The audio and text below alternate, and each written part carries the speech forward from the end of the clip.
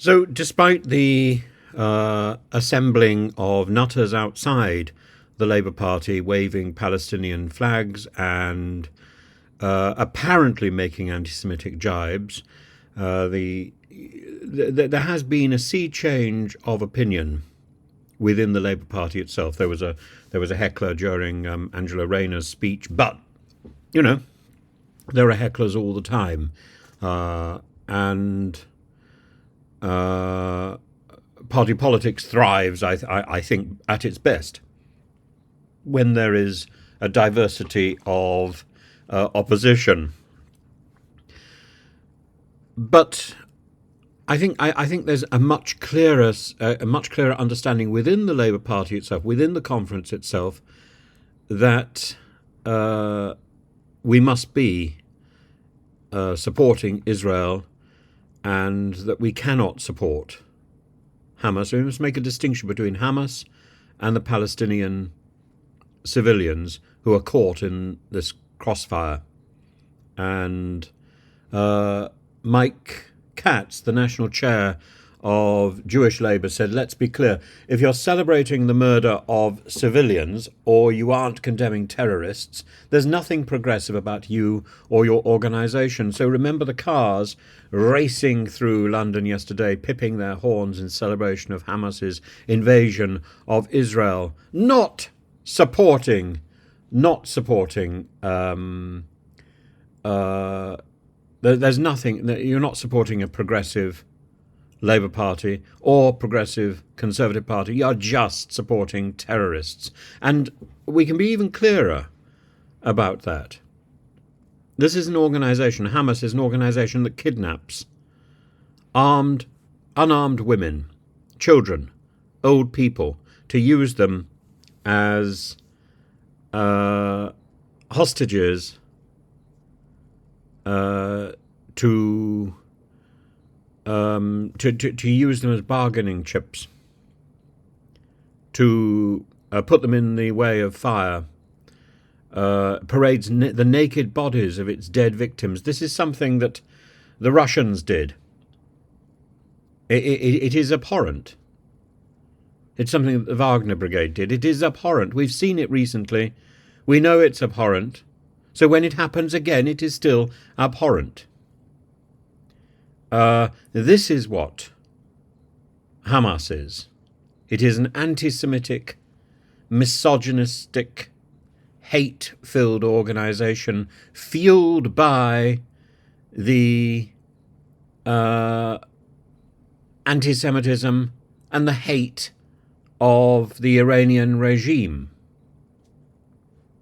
and the Taliban regime. This isn't to castigate Iran. Iran is full of very wonderful people. Iran is a beautiful society. There are wonderful people in Iran. But the government, the system of Iran that catapulted itself into power when the Shah was deposed, this wasn't what people expected. This theocracy, this mad mullah chaos. There's no qualification here about these people, the terrorists of Hamas who've been in power in Gaza for 17 odd years, I think. They've turned that area into a misery. Now, it's not helped. It's not helped by the Israeli, by this series of very oppressive Israeli governments.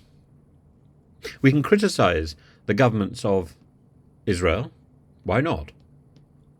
Without criticizing, without questioning the right of Israel to exist. And that's something that Iran doesn't accept.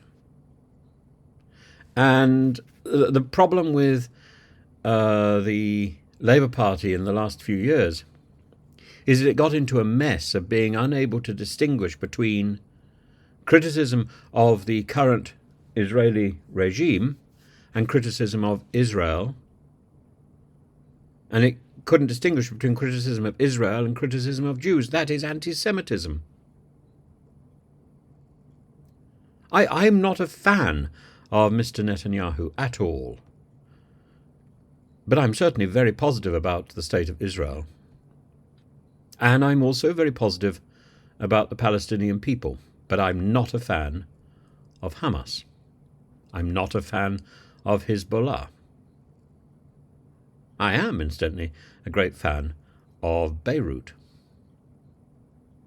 And I think we have to be really clear of what are the parameters, and we have to be really clear about our support of Israel, even though we might also criticize the level of the robust response. I think the targeting of civilian flats is repulsive. I think Yoav Gallant, his promise of a robust response to Hamas, is worrying. But Yoav Gallant was also the person who warned Netanyahu that messing around with the judicial system was going to compromise national security. And it has. And it has. Reservists are now being called up. Netanyahu will be questioned, will be held to account for his decisions.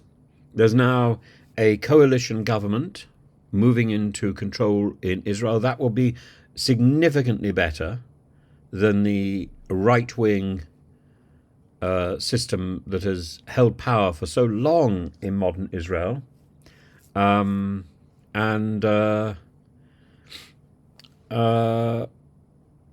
We have to see what will happen next. Again, when we look at Netanyahu, he's an older man looking at his legacy, just as Biden is looking at his legacy. These are people in a rush.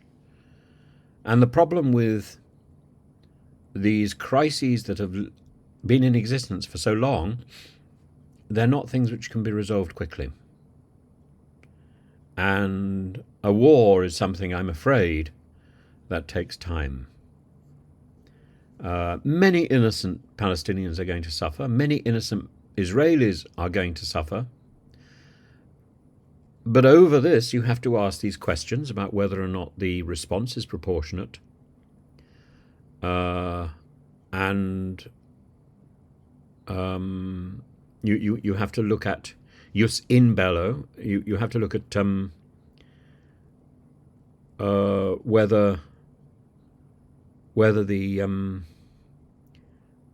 the activity within the war is correct, in the same way as you ask whether or not the decision to define this as a war is correct. All of these are big political questions, and I think an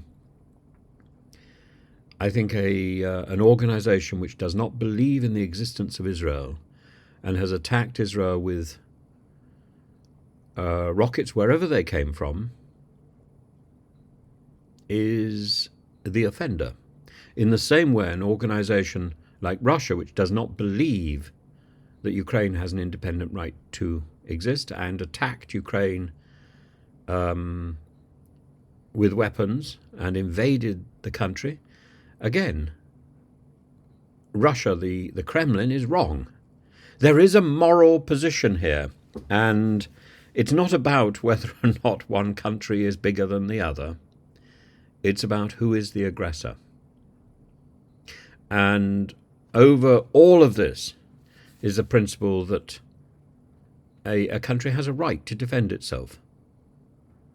But I think a questionable right to actively engage in operations in another territory. So I question the attacks by Israel on the Gaza Strip. I certainly don't question the right of Israel to defend itself. And I certainly question the invasion of Israel by Hamas and the seizing of hostages, as this use of women and children as a human shield. This is repulsive. It was repulsive when Saddam Hussein did it. It's repulsive now when Hamas do it. There's nothing to defend it.